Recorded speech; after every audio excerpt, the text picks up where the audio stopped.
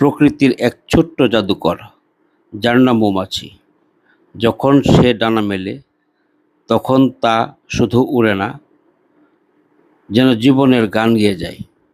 এক ফুল থেকে আরেক ফুলে তার এই অবিরাম ছুটে চলা কেবল মধু সংগ্রহের জন্য নয়, বরং আমাদের সমাজের জন্য এক সুরের সৃষ্টি, যার মাঝে মিশে আছে সুর আর বিষাদ উভয়ই। মৌমাছি যখন ফুলের কাছে যায় তখন সে শুধু মধু নেয় না, বরং জীবনের বীজ বুনে দেয়।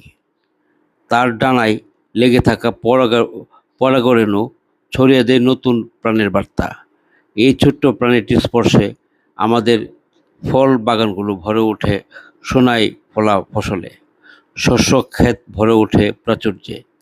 আপেল, বাদাম, সূর্যমুখী, আমাদের প্রতিদিনের খাবারের টেবিলে যে বৈচিত্র্য, তার পেছনে আছে মৌমাছির নীরব অবদান।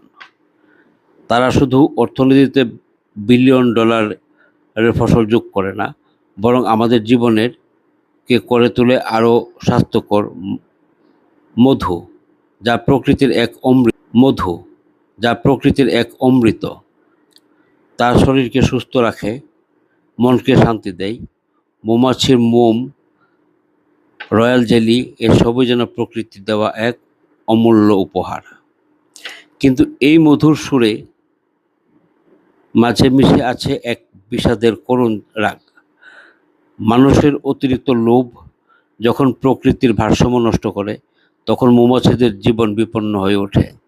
বাণিজ্যিক মধু চাষের চাপে তারা নিজেদের বাসা হারিয়ে ফেলেছে তাদের স্বাভাবিক জীবন। কীটনাশক বার্তা দেয়।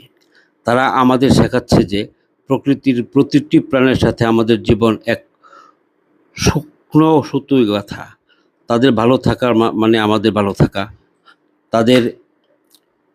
আমরা সচেতন হই, তাদের জন্য একটি বিশাল নিরাপদ পৃথিবী গড়ি, তাদের জীবনের সুরকে আমাদের সমাজের সুরের সাথে মিলিয়ে নেই।